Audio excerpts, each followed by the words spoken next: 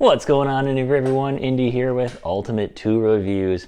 Well, if you didn't know, I'm a big fan of Makita, and I'm getting into Makita XGT here kind of slowly right now.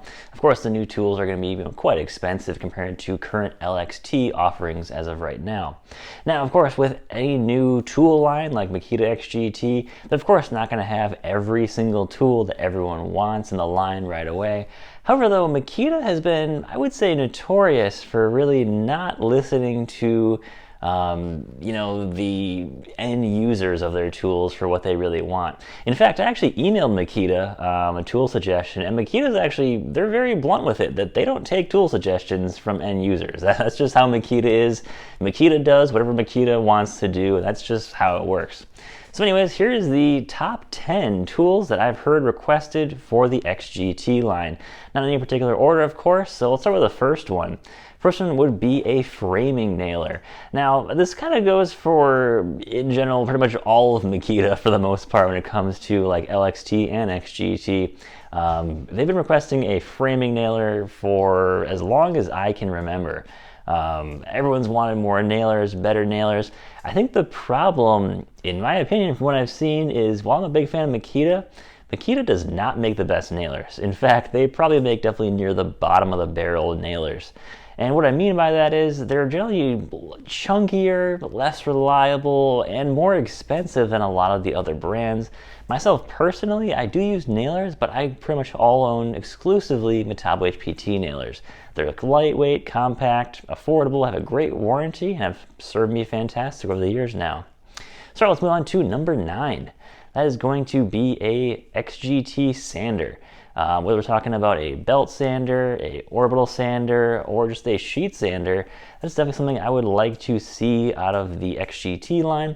Makita isn't really taking aim at any one, trade at all when it comes to XGT. They've kind of got a little bit of outdoor tools, a little bit of concrete tools, a little bit of, drill impact drivers. Not really aiming for one trade in particular right now. So it'd be cool to see a little bit more of a focus when it comes to woodworking tools. Now they have just gone with a XGT 40 volt planner, which is pretty cool. Although it is quite expensive, but it's easily one of the best planners on the market that is cordless. Tools Up did a review on that, and it's just a phenomenal planner, but quite expensive compared to a lot of the competition. All right, let's move on to number 8. A XGT Jigsaw. So of course, I was talking about woodworking tools with a sander, and an XGT Jigsaw would be really, really cool to see. Of course, the most compact battery that Makita is probably going to be able to make is going to be that 2.5, the 2.0, which is not really here in the US. So of course, you're going to have a bit larger battery hanging off the back of that Jigsaw. I don't mind using a larger battery in the Jigsaw, but some people might kind of find that off-putting, might be the only downside. And Makita has come up with some new jigsaws for the LXT line, however they are quite pricey, so I can't imagine what an XGT jigsaw would cost. And I've heard of some people wanting more power with jigsaws. Depending on what you're cutting through, LXT might just work just fine. Myself personally, I did have a 12 volt Makita jigsaw. I found it kind of underpowered. Went to the LXT jigsaws and I absolutely love it. I think it's got plenty of power now. All right, number 7. This is going to be a big one, just like the framing nailer that Makita has not done.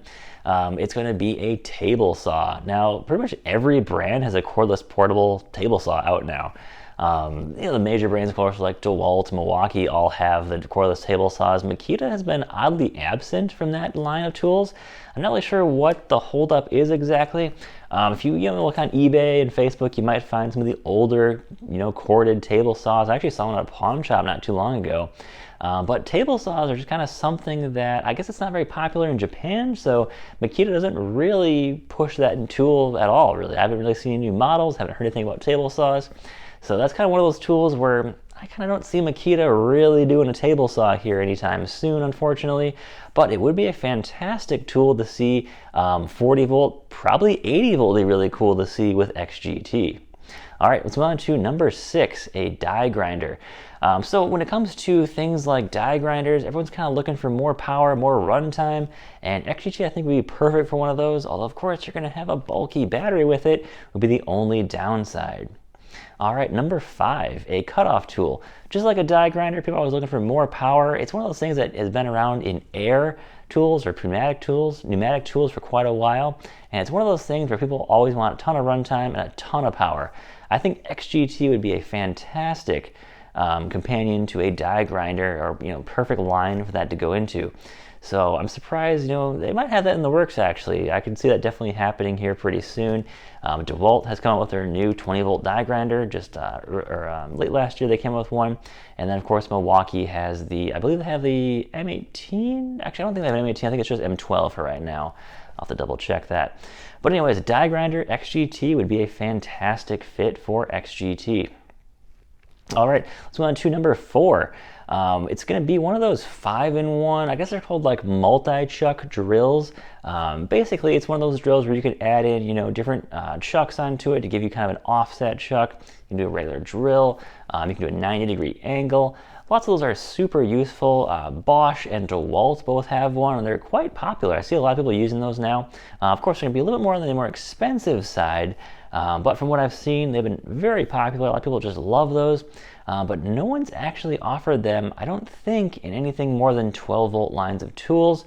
I might be wrong on that one, but I haven't really seen one myself in 20-volt lines or 18-volt lines. It's all been in 12-volt lines. So I think Makita, with their innovation, with some of their creativity, could do a really, really cool kind of 5-in-1 multi-chuck drill. I'd love to see that, although I know it would be a bit expensive in XGT, where, as in the DeWalt and Bosch competition, are relatively affordable at pretty much under $200 for most of those kits. All right, let's move on to number 3. We are looking at a multi-tool. So this is one that I've kind of found interesting myself, because Makita's latest multi-tool is, the biggest complaint I hear about it is it's quite bulky. And even the multi-tool I have myself right now is kind of bulky too. I kind of almost prefer the M18 fuel multi-tools or even the M12 fuel multi-tools, because they're much more compact and thinner. So when it comes to XGT, I think they could really easily move over just the current multi-tool they have now into XGT, and everyone would just be happy. There you go, XGT multi-tool, one and done. All right, number 2, I think it's going to be a riding mower. Now, that sounds a little crazy to say, but if we compare some of the other riding mowers from like Ryobi and Ego, they're only running around 56 volts to the Ryobi running that. I think it's 60 or 80 volts with Ryobi. Now, Makita, Milwaukee, DeWalt have all been taking quite the aim at the professional or commercial lawn care user. And we have XGT now. Of course, we got that 80-volt platform. So if we look at the Ego riding mowers, you can slap a lot of batteries into those mowers, whereas you could do the exact same thing when it comes to XGT. You could have that mower basically run on 80 volt, or just be able to snap in. You always have to have 2 batteries in that mower, or in 2s in that mower. And of course, I think Makita's going to come with larger XGT batteries. I can see a 10, 12, even a bit larger coming out in the future. So a riding mower, I think, is possibly in the cards. I can see the power level being there. I can see that definitely being something new. As if we didn't notice, Makita did announce that they got rid of all of their gas tools a couple of years ago. So something like a riding mower, I can definitely see Makita taking aim at something like that and kind of aiming for that professional lawn care user. All right, and then finally, number 1, kind of the one tool that I always thought was going to come out eventually. It's going to be an 80-volt chainsaw. Now, we do have 40-volt chainsaws already out. We have the top handle, we have the rear handle. I have picked up a couple of the rear handles myself already. However, though, when it comes to chainsaw, more power, more runtime is always better and always wanted when it comes to chainsaws. So, of course, Makita's been on this big push, like I mentioned with the riding mowers, to get rid of gas entirely. So are we going to be seeing larger chainsaws? I definitely think so. But are we probably a few years away from it coming out? Probably, unfortunately. Makita really hasn't expanded the 80-volt stuff too much. They do have an 80-volt concrete saw or cutoff tool, and then they also have an 80-volt basically brush cutter as well too. That's about all of the 80-volt tools we have to date. So I don't see 80-volt being really a strong push from Makita XGT just yet. But I can see some new tools coming on the pipeline, like an 80-volt chainsaw, definitely coming out sometime the next couple of years. I can't say they're coming out anytime soon, but as Makita moves farther and farther away from gas, just like the whole industry moves away from gas, I can definitely see that being something new and definitely something people wanting to buy, especially commercial guys wanting to buy larger, more powerful chainsaws that no longer run on gas. So guys, what do you think? What's some new tools from Makita XGT? What new tools could they come out with? What are you guys looking for the most? Let me know in the comments below. Really curious to see what new tools they're hoping to see come out.